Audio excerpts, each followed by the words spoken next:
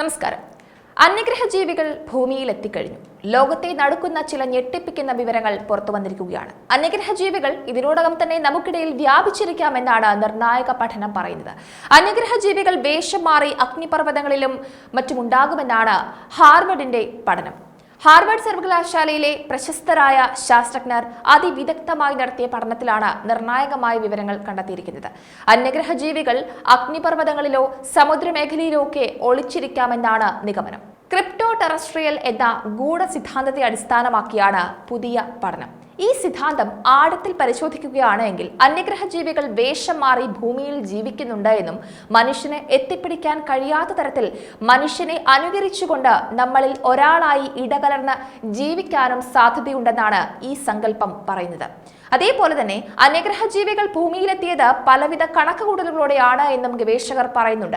ഭൂമിയുടെ നിലനിൽപ്പിനെ തന്നെ ബാധിക്കുന്ന തരത്തിൽ അന്യഗ്രഹ ജീവികൾ പദ്ധതിയിടുന്നുണ്ട് എന്നാണ് ഈ സിദ്ധാന്ത പ്രകാരമുള്ള പഠനം പറയുന്നത്.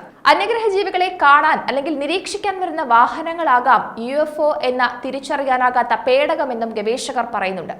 ദിനോസറുകൾ പോലെയുള്ള ജീവിവർഗങ്ങളിൽ നിന്ന് പരിണമിച്ചേക്കാവുന്ന തെറോപോഡ് ക്രിപ്റ്റോ ടെറസ്ട്രിയൽസ് എന്നറിയപ്പെടുന്ന മനുഷ്യേതര രൂപങ്ങളും ഉണ്ടാകാമെന്ന് ഗവേഷകർ പറയുന്നുണ്ട്. അവർ അന്യഗ്രഹ ജീവികളായിരിക്കാം, അല്ലെങ്കിൽ പ്രപഞ്ചത്തിന്റെ മറ്റെവിടെയെങ്കിലും നിന്ന് ഭൂമിയിലേക്ക് സഞ്ചരിച്ച് നമ്മുടെ ഇടയിൽ ഒളിച്ചിരിക്കുന്ന ജീവികളായിരിക്കാമെന്നും അഭിപ്രായങ്ങളുണ്ട്. അതേപോലെ തന്നെ ഹാർവാർഡ് ഗവേഷകർ നാലാമത്തെ വിഭാഗമായ മാജിക്കൽ ക്രിപ്റ്റോ ടെറസ്ട്രിയലുകളെ പറ്റിയും പറയുന്നുണ്ട്. അവ ഭൂമിയിലെ മാലാഖമാർ പോലെയുള്ളവരാണത്രേ. ഗവേഷകർ പറയുന്നതനുസരിച്ച് ക്രിപ്റ്റോകൾ മനുഷ്യരുടെ രൂപമില്ലാത്തവരാണ്. ഇവർ ഉരകങ്ങളോ അല്ലെങ്കിൽ ആൾക്കുരങ്ങുകളോട് സാമ്യമുള്ളവരോ ആണ് എന്ന് പറയുന്നുണ്ട്. മെക്സിക്കോയിലെ പ്രോപ്പോ കാറ്റപ്റ്റൽ അഗ്നിപർവ്വതം ഇവരുടെ ബേസ് ആണെന്ന് ഗവേഷകർ പറയുന്നുണ്ട്. ഇവിടങ്ങളിൽ UFOകളുടെ സന്ദർശനം കൂടുതലായിട്ടാണ് കാണപ്പെടുന്നത്. ശരിക്കും പറഞ്ഞാൽ പലവിധ സംശയങ്ങൾ ഗവേഷകർ പ്രകടിപ്പിക്കുന്നുണ്ട്. അന്യഗ്രഹ ജീവികൾ മനുഷ്യനെ സദാ നിരീക്ഷിച്ചു കൊണ്ടിരിക്കുകയാണ് എന്നും അന്യഗ്രഹ ജീവികൾ കൃത്യമായ അറിവ് മനുഷ്യനെ പറ്റി സമ്പാദിക്കുന്നുണ്ടെന്നും പറയപ്പെടുന്നു.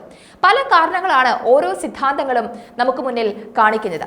ഏറ്റവും പ്രാധാന്യത്തോടെ നോക്കിക്കാണേണ്ട മറ്റൊരു സിദ്ധാന്തമാണ് മൃഗശാല സിദ്ധാന്തം അല്ലെങ്കിൽ സൂ ഹൈപ്പോത്തിസിസ്. ഈ സിദ്ധാന്തം പറയുന്നത് മൃഗങ്ങളെ വളർത്തി മനുഷ്യൻ നിരീക്ഷിക്കുന്നത് പോലെ അന്യഗ്രഹ ജീവികൾ മനുഷ്യനെ വളർത്തി നിരീക്ഷിക്കുകയാണ് എന്നതാണ്. അതായത് ഭൂമിയിലെ മനുഷ്യന്റെ വളർച്ചയെ അന്യഗ്രഹ ജീവികൾ സദാ നിരീക്ഷിക്കുകയാണെന്നുള്ളതാണ് പറയുന്നത്.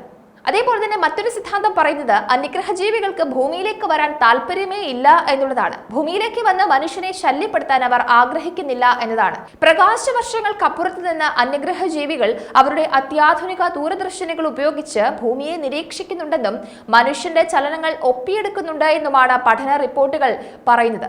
ഇത്തരത്തിലുള്ള റിപ്പോർട്ടുകൾ നേരത്തെ തന്നെ പുറത്തു വന്നിരുന്നു.